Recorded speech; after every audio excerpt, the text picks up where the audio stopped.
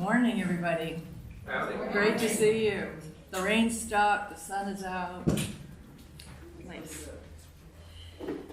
So welcome, and please stand and body your spirit as we sing our gathering hymn in your great hymnal, Enter, Rejoice, and Commend. That's number 361.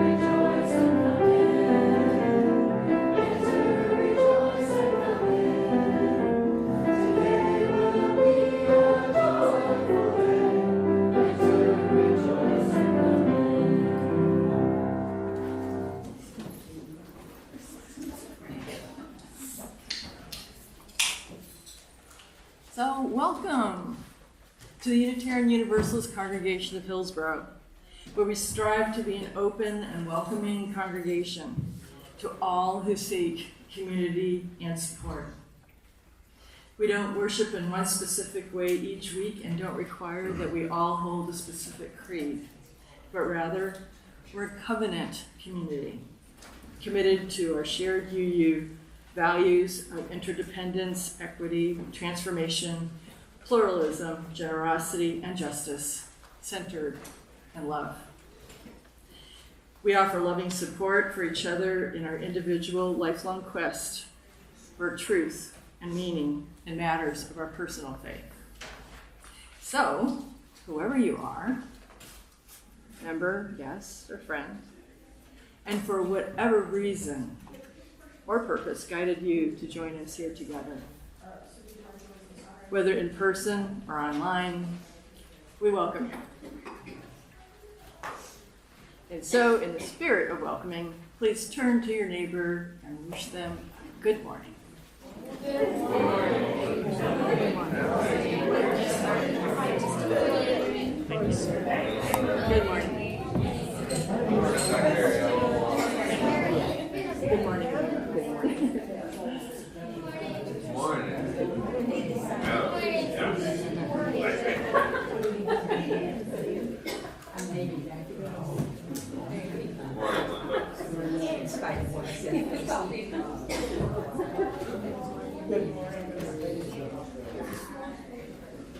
So my name is Linda Seligman, and I'm the worship coordinator for today's service. And our theme this month is renewing faith. So this seems like a really good time to talk about the UU General Assembly and responding to the urgency of these times by meeting the moment, which was the theme of the General Assembly this year.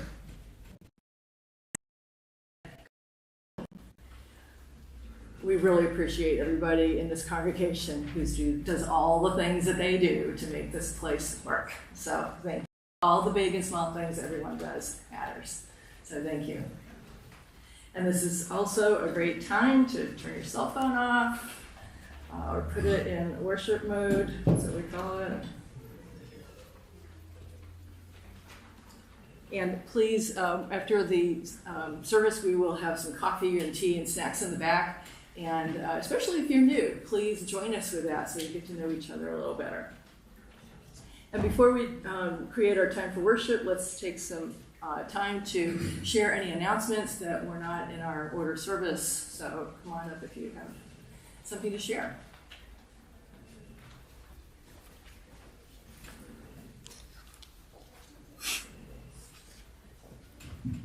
Hello, I'm Avery. I'm one of the people that runs this stream.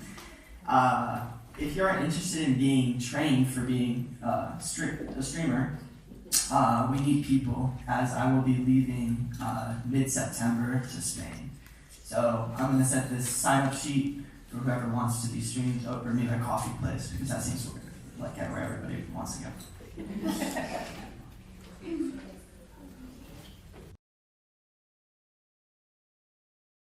I'm Aurora, and I have a bunch of religious exploration related. And the 24th is our backpack blessing service. It is in. We invite guests, and we will really lovely service for.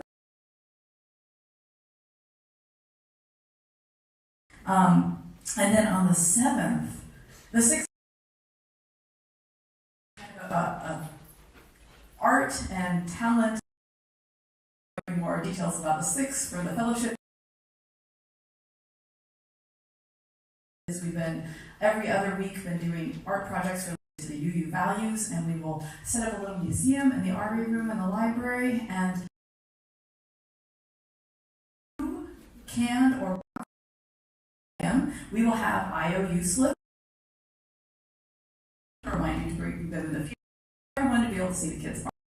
But then we will have kid docents who will interpret the artwork for people who are coming. So remember to bring your OCIM donations and come. Looking forward to see some very sweet kid art projects. And then third announcement is we are going to have registration for the fall starting soon.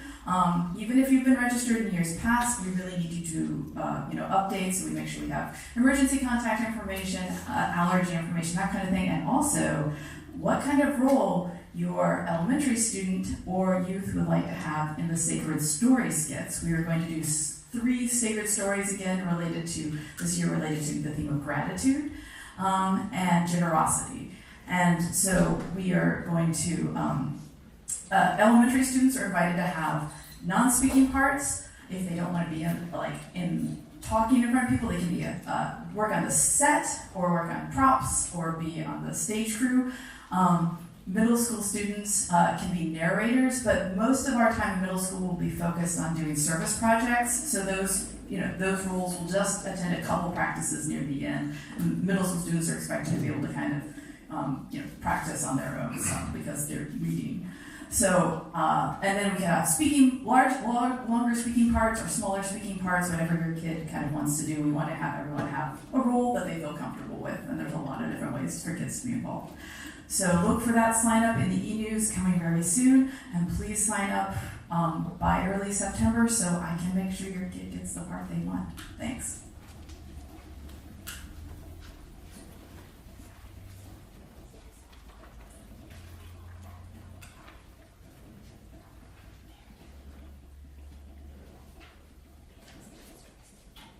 Okay, so there are no more announcements.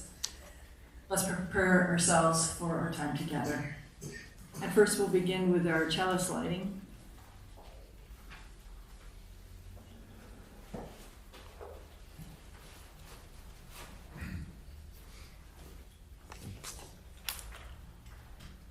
We come with our doubts, worn out and worn down, wanting once again to trust, to believe that hope is not as fragile as it sometimes seems, that division is not as deep as it sometimes appears, and we light this flame as an act of faith, a reminder, a rededication, a rekindling of the trust that the darkness can't ever shut out the light, that kindness is more powerful than we know, that humility and accountability allows us to change, that together we can certainly bend the arc of this beautiful universe toward justice.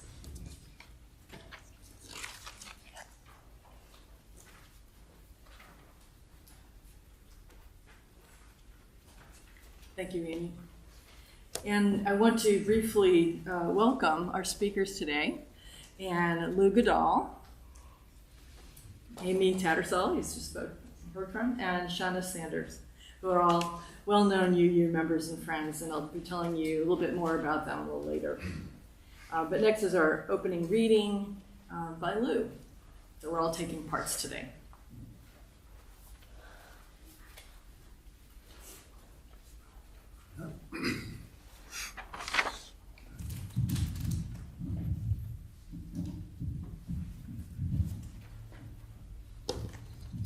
Good morning, everyone. Good morning. It's really good to see all these faces.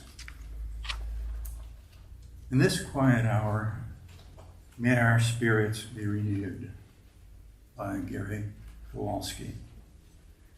In this quiet hour, may our spirits be renewed. In this gathering of friends, may we be ready to extend ourselves to those in need, and with trust to receive the hand that is offered. In this community of ideals, may we remember the principles that guide us and reflect upon those things that give meaning to our lives, renewing our dedication to serve the highest that we know. In this time of worship, may our minds be open to new truth, and our hearts be receptive to love, as we give thanks for this life we are blessed to share.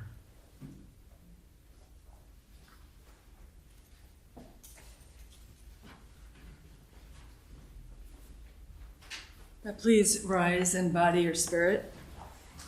As we sing our opening hymn, We Give Thanks, and that's number 1010 in your teal hymnal.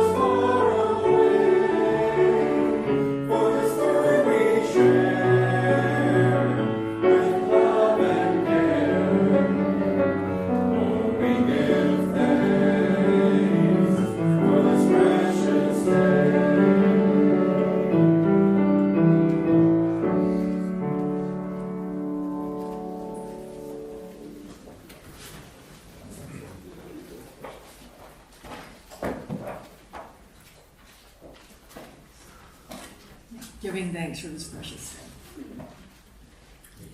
Ours is a welcoming community where we find connection, a sharing community where our joys are celebrated, and a caring community where our sorrows are lessened.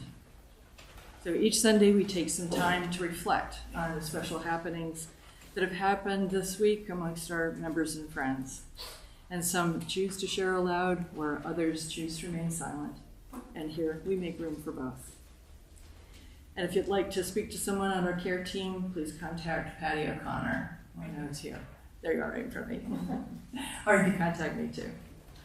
And for those of you who would like to share aloud, please take a moment to center yourself and to collect your thoughts so that what you share this morning is personal, heartfelt, and brief.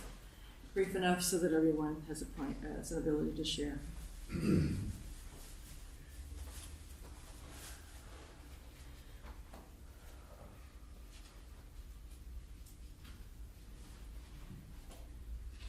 And so now please come forward, tell us your name, and share what is in your heart.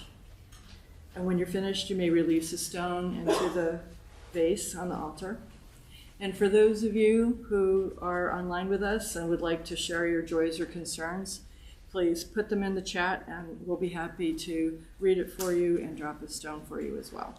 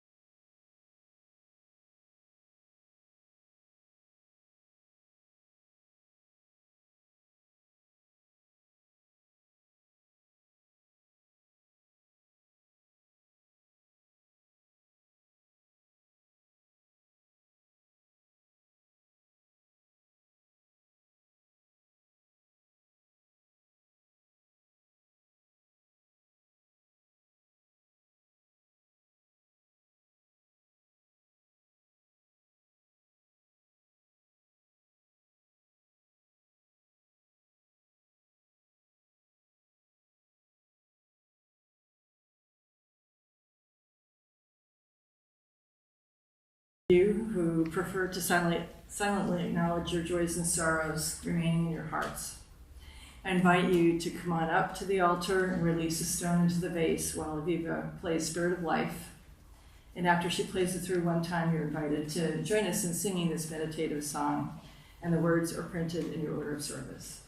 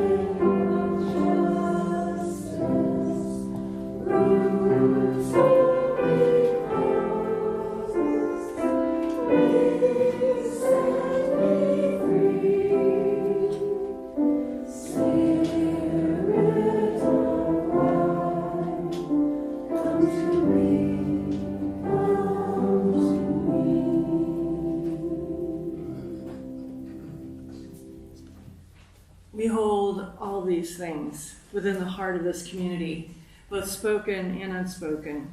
By remaining silent for a moment, let us consider what's been shared and how we might respond.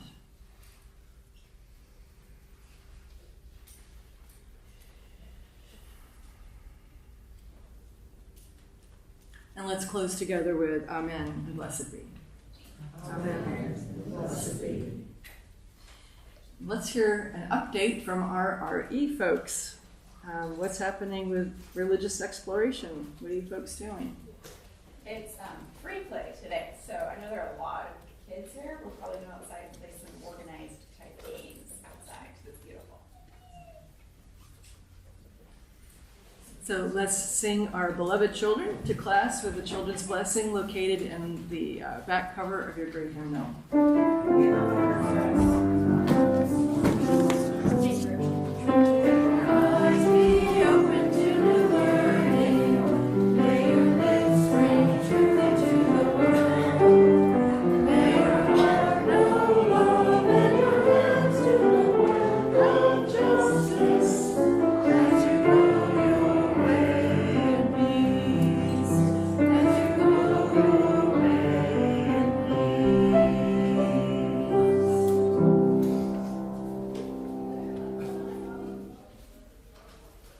And I'll tell you a little bit about our speakers today, although most of you know them fairly well. Lou Goodall is a retired psychologist and a former board member of the UUCH, and he does all kinds of other great stuff around here. Amy Tattersall is a retired IBM programmer who celebrated her retirement by teaching and tutoring math at Durham Tech for 7 years and helps the RE teachers here at UUCH. And Shauna Saunders is currently a teacher at the Hill Learning Center and is our UUCH secretary and also is an RE teacher here at UUCH. And I'm a retired teacher and I'm currently a hospital chaplain, former board member at UUCH, and currently on the worship team. And so what we're going to do is we're kind of dividing up today's talk. I was in Baltimore, and Lou was online, and both Shauna and Amy were also watching. So the four of us were kind of, watching the General Assembly from different places. You two were the delegates. And we too were the delegates, yeah. And so anyway, that's why we divided everything up. And so I hope this is going to be helpful for you to have an understanding, some understanding of what was going on with General Assembly this year. And so, like I said, it was this year's General Assembly was held in Baltimore, and it was a hybrid. It was both folks there in person and people online. And the theme was Meet the Moment.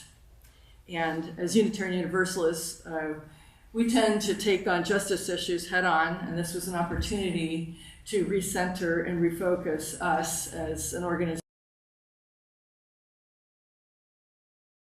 unfolding within our country and within the world. We're able, one thing that we were able to do was, and so we were able to go to the facility, which is an old church. It was built in the famous William Ellery Channing was someone who had been brought in to give one of the first sermons there, and Unitarian was a pejorative used by New England conservatives, and he just took that on, turned it on his head, and gave the famous Unitarian Christianity sermon. Because at that point, we're a Christian, and we kind of upended the whole thing. So it's very Unitarian of him. So he claimed the word, and that's how we got Unitarian Universalists. We took a pejorative and turned it into a lovely word. And so with that, he helped create our liberal faith. It was built as a liberal faith church, and basically kind of flipped over the Trinitarian Calvinism that was big at that time, and took the understanding of Jesus was a human, not a God, amongst some other radical ideas at that time in the 1800s. And so this was just highly influential, and it was the beginnings of modern day Unitarian Universalism. So that was kind of cool to be in that space, and how the UUs have evolved over that time. One really committed to pluralism. It was really interesting being there at that time in the General Assembly with thousands of other Unitarians, because Unitarian Universalists, at one point people were asked, who tired of, what's going on, tired of what's going on in your communities and all that, and every hand went up. And so it's kind of like we needed to be together. It was helpful to just kind of be together, like, yeah, we're all in this about justice.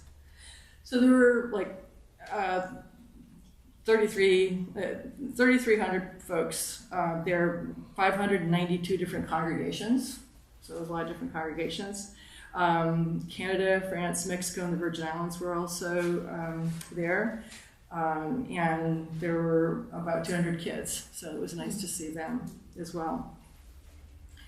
This year saw the return of the congregational study action issues, and those we discussed here, which invites congregation to look deeply into an issue and to study it and to take action locally. It's not just to kind of study and blah, blah, blah, all that with our brains, but to actually do something too. Like, well, how does that look in our community?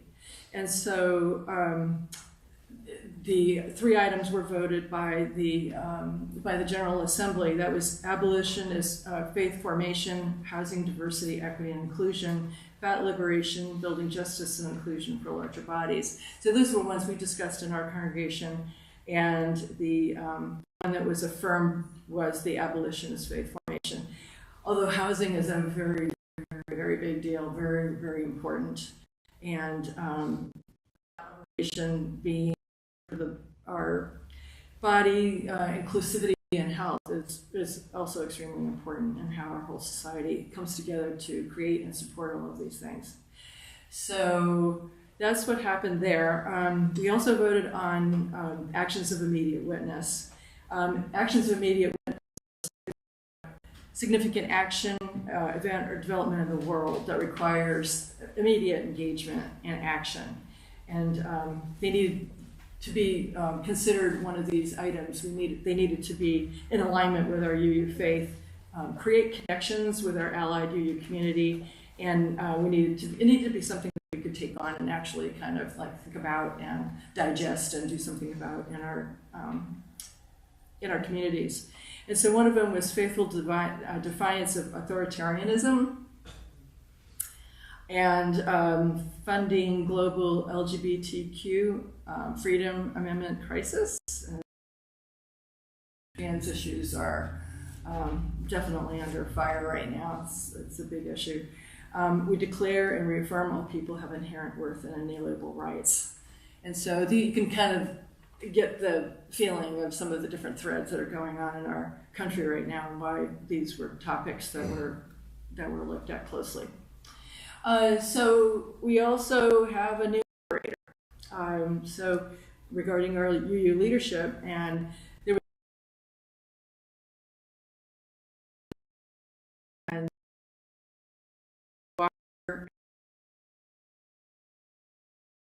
elected, and they are elected to a term.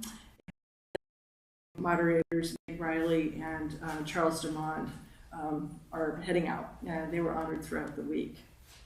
One cool thing that I know probably a lot about is virtual hymnal, and so we were able to sing some of those new offerings, and projected from there's some that is in it. They will be continuing to update the collection of all of the songs and hymns that are in it. And we're going to be having it here very soon. And yes, we're subscribing to it. Yeah, so we're going to be subscribing to it, and so it sounds great. It will not eliminate our hymnals, but it will just be in addition to it. So next year, online. So they're doing every other year. Our General Assembly is in person or hybrid, and then every other year it's only virtual. So next year will be only virtual, and then the year after it's going to be in San Jose, California, and so that will be a hybrid. And so I'm looking forward to that. I think that'll be a lot of fun. So with that, let's continue. And Amy, I think you're next. You have me next? Are you next?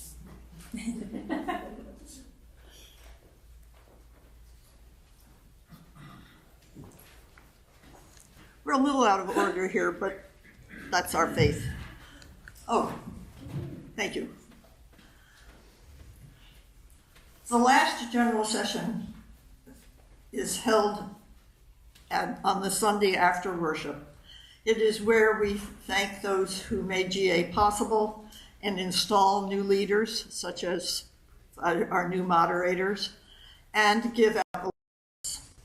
This distinguished award Betancourt, and it went to Paula Cole Jones.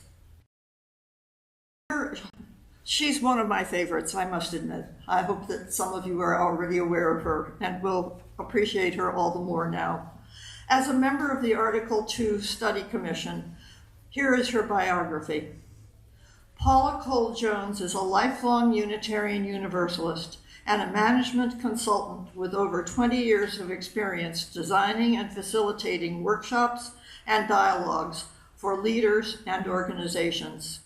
She is an innovator in institutional change. In 1999, Paula founded ADORE, a dialogue on race and ethnicity. She has conducted hundreds of group discussions, workshops across the country for faith organizations, community groups, and government agencies. Her work includes advancing the eighth principle and the community of communities as practiced by the loved community. Paula is the author of UU World magazine cover story, Reconciliation and Spiritual Discipline. She is also the editor of a Skinner House book. She was the FAWS lecturer in 1999, and in that lecture, she introduced the concept of community of communities. She is a strong believer that calling the small congregations a family church has been one of the things that has limited us. That thinking in terms of community is a broader way of thinking of our faith and includes both communities inside our walls and outside our walls. Think of the communities that we have here. Choir, religious education, oh, so many communities. Those of us that are older, so those of us that are younger and involved with our children.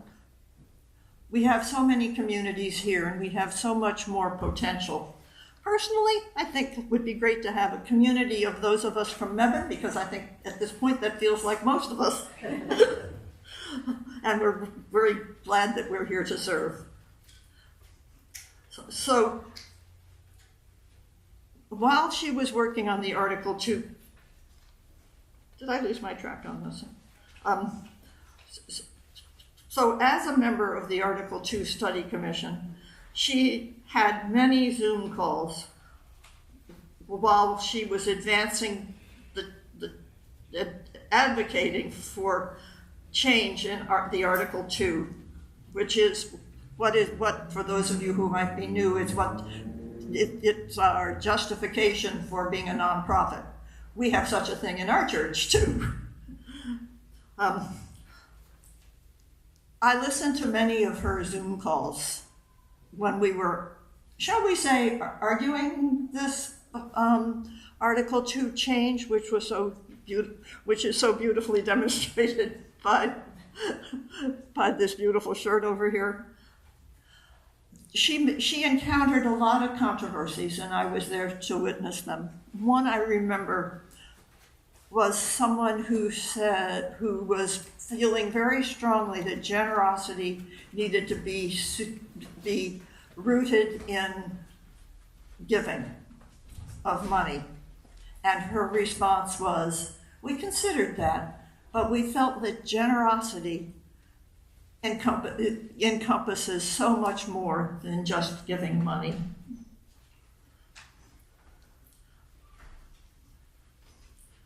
I also remember her saying she grew up in All Souls Church in D.C., where she still worships, and was an adult there before she realized that most of the congregations in our faith are not integrated.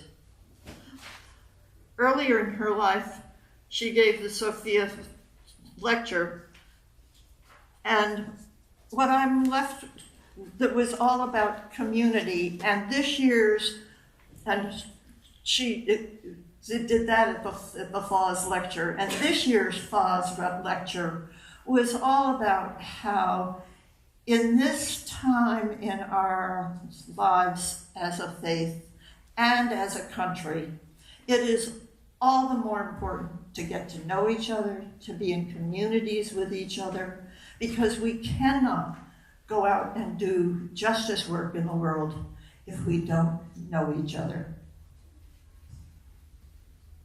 That's my main message. Thank you.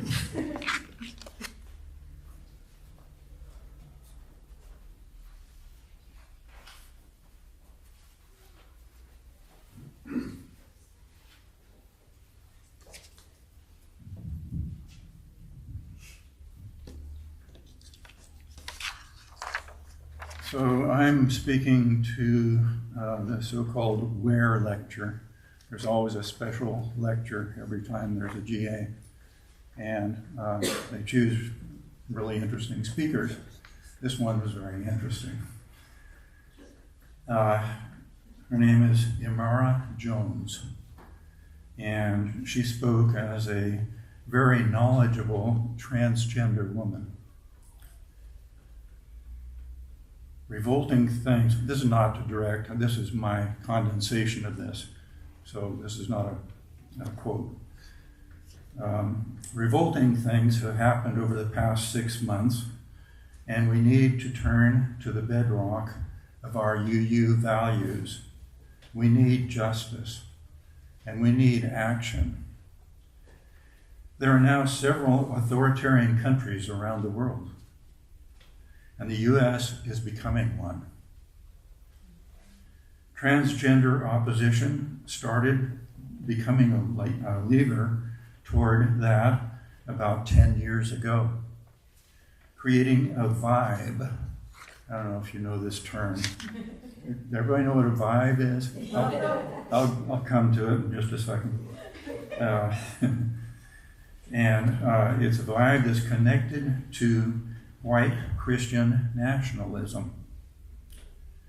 They have a plan, Project 2025, you've heard of that, and are attacking by using scare tactics about trans people, even though less than 1% of our population is trans. So, a group of about 700 doctors that calls itself the American College of Pediatricians is opposed to giving treatment to any trans children, promoting a negative vibe. But 70,000 members of the American Pediatrics Association say giving any needed treatment to trans children is the right thing to do.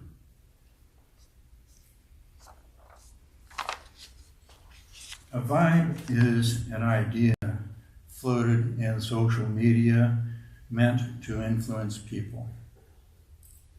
It's meant to mislead people and even stir up their emotions. It's similar in a way to a scam. It's meant to scare, anger, or confuse you.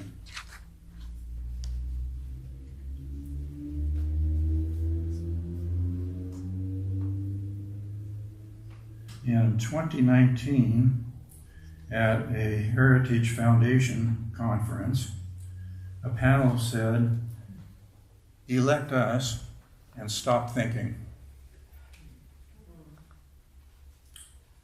Now, about 800 laws, I can't believe this number, but this is what she said, 800 laws across the United States against trans and women's rights have been proposed. Donald Trump is throwing trans people out of the trans people out of the military as though they aren't human. The Christian nationalists say getting rid of trans people will make way for Jesus to return. He hasn't done so because the world is too sinful. Transphobia is anti-democracy. If we ignore these issues, we will be caught in a trap. So we must take action. Now, the Trump administration is amassing all our personal information instead of protecting it, and will attack members individually of the Democratic Party. If we don't take action, we will end up betraying ourselves.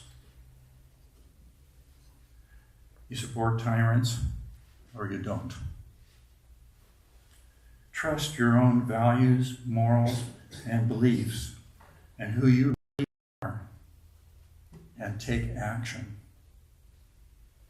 Call and write to your representatives in the U.S. Congress and the North Carolina legislature, and speak up in other ways when you can.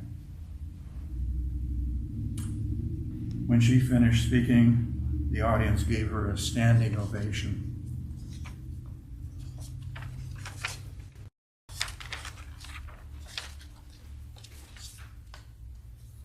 Unfortunately, I have to mention something that I think is extremely important, something that has to do with making sure that the truth is known and not this vibe that is spread all over the world. On Saturday night, UUA, somehow, I don't know how, because there was no vote taken, but they produced a condemnation entitled UUA Condemns U.S. Military Action Against Iran. That was right after the bombing of the nuclear places in Iran. Immediately after, actually.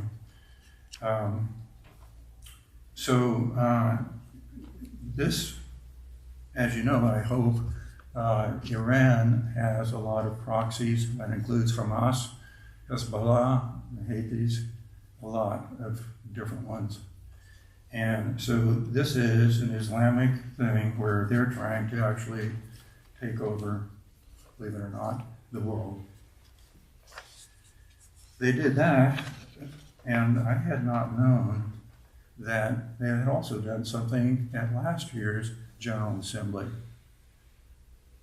It was a 2024 action of immediate witness entitled Solidarity with Palestinians. Now that word Palestinian, it's used not exactly correctly, but let's just say that what we're talking about here mostly is probably the Gaza civilians. So the idea is that if we take up what the vibe is that is being spread by Iran and so on, then we will actually be going against the existence of Israel. I have stuff set up in the back room. If anybody wants to hear more details about all of this and hear a lot of proof about it, I welcome you. Thank you.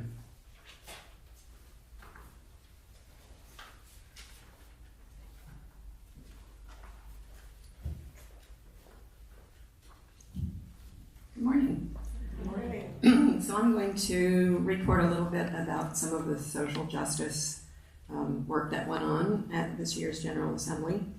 So on June 18th, the first day of General Assembly, the UUA moved swiftly to condemn the U.S. Supreme Court's decision to curtail the rights of transgender people in the case of U.S. versus Scrimetti.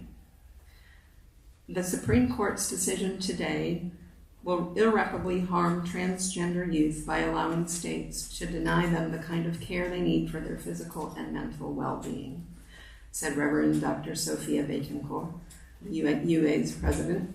As part of our faith tradition, Unitarian Universalists embrace transgender, non-binary, intersex, and gender-diverse people. This is a central expression of our faith.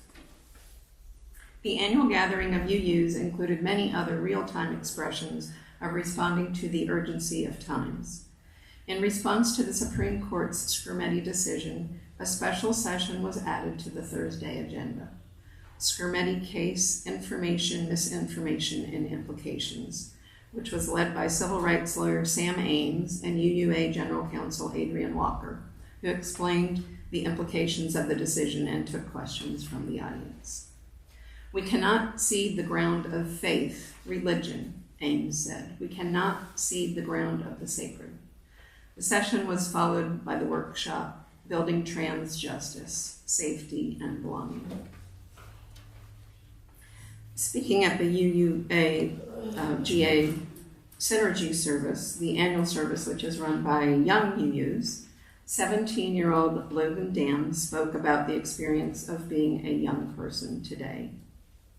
Coming of age right now feels heavy, Dam told the audience. It's not just about growing older, it's about waking up to how much is broken, to how much is at stake, but also to how powerful we can be when we don't give up and when we work together. As an example of that call, on Friday, the GA Service Project brought together 73 GA volunteers from around the country to work with local partners to beautify an urban lot in South Baltimore. The lot is owned by the South Baltimore Community Land Trust, where Black Yield Institute hosts a weekly food mart. Black Yield Institute is a Black-led, community-based organization working to end food apartheid, by which historically marginalized people experience food and land disparities rooted in race and class. The weekly market provides fresh, affordable, and culturally appropriate food in an area where there are no grocery stores, and acts as a hub for organizing efforts to end food apartheid. The South Baltimore Community Land Trust is a community organization working to create permanently affordable housing, development without displacement, and zero waste in Baltimore. It was the recipient of the special collection during the GA Sunday worship. Other volunteers at the project included students from Benjamin Franklin High School, as well as SBCLT partners from Coal-Free Curtis Bay, University of Maryland, Baltimore County, Thumpers, a neighborhood bar, and Black Yield Institute. The volunteers picked up over 24 contractor bags of trash from surrounding alleys, constructed a fence, planted flowers, repaired fences, and cleaned out a storage space for an affordable housing conversion. On Saturday, June 21st, hours after the United States announced that it had bombed Iran, the UUA issued a statement condemning that action, saying it represents a moral failure and Unitarian Universalists are compelled through our religious beliefs to speak out against it. The next morning, during the Sunday worship service, the Reverend Dr. Nicole Kirk began, "Friends, we gather this morning as a community of faith under the weight of deeply disturbing news of the military strikes against Iran." Noting that the action, quote, marks a dangerous escalation of a conflict that has already claimed too many lives, Kirk added, "Our Unitarian Universalist tradition has called us to repudiate aggressive and preventative war and to recognize that while we cannot stop the violence, we can hold space for the grief, the anger, the fear, the conflicting emotions that we carry. Our faith calls us to be peacemakers, not war makers. Let this worship service be an act of moral resistance." End quote. I forgot to mention I got a couple of books there. Social Change Now, A Guide for Reflection and Connection, and Love at the Center, and this was by Sophia Betancourt. So they're there if you would like to see those two books from the GA. So I know some of this is kind of heavy, and I guess I just want to say that as you use, this stuff does affect us. We care about social justice. We care about the world. We care about our community. We care about each other. And it can be very overwhelming. And I think so. We have this community, so this is good. We have some power within a community to affect some change. And just within ourselves as human beings, as you use, to be about this work. In all the small ways we do that throughout the day, that's what we can do. We have our hearts, we have our beliefs. I just want to encourage everybody, given all the heaviness that's going on, what we can do. And it can be just acts of simple kindness. We need that. We need that in spades. Rather than retreating to ourselves, our individualism, to do the opposite. Be about love, be about caring, and just keep putting that out there. So I just want to maybe add that as a bit of an antidote to what's going on. And so with that, at this time, we're going to look to supporting our local communities and take up a monetary offering, which supports our local social justice work in our Orange County communities. And this month, our plate offering goes to New Hope Elementary. With school starting again, that's probably a good thing. And please donate by placing cash or checks in the offering basket, and if by check, please write plate in the memo line or go to our website and you can click on the donate button or use the QR code in your order of service. And thank you for your generosity. And another antidote to all the heaviness is banjo music.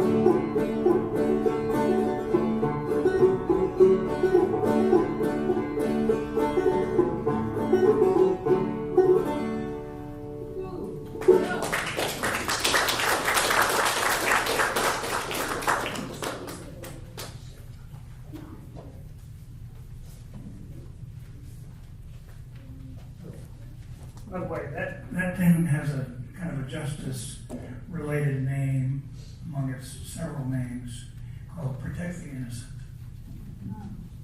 Thank you. Thank you, Helen and Claire. So please join me in our prayer of collective gratitude found in your order of service. For the love that surrounds us every morning, for the friends beside us, and for the generous gifts just received. Let us be truly grateful. And please rise in body or spirit as we sing our closing hymn, O Yaya, 10:20 in your teal hymnal.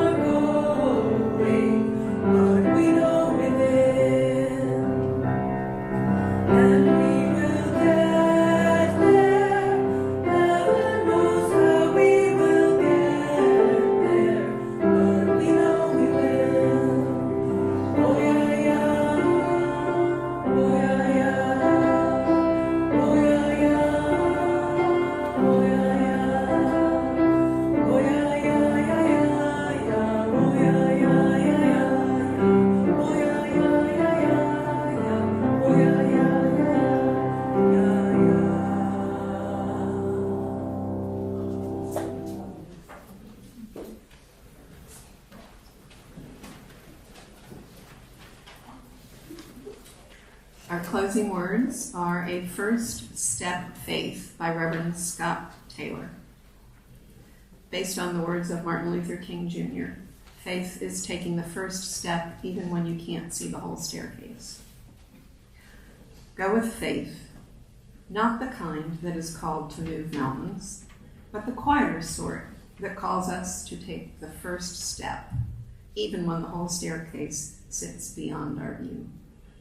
And as we stride towards the unseen, may we notice that the way unfolds only as we risk walking it. And may we remember and trust that none of these steps are ones we take alone. Amen and blessed be. Now please join me as we extinguish our sacred UU flame. We extinguish this flame, but not the light of truth, the warmth of community, or the fire of commitment. These we carry in our hearts until we are together again. Go in peace, my friends, and blessed be.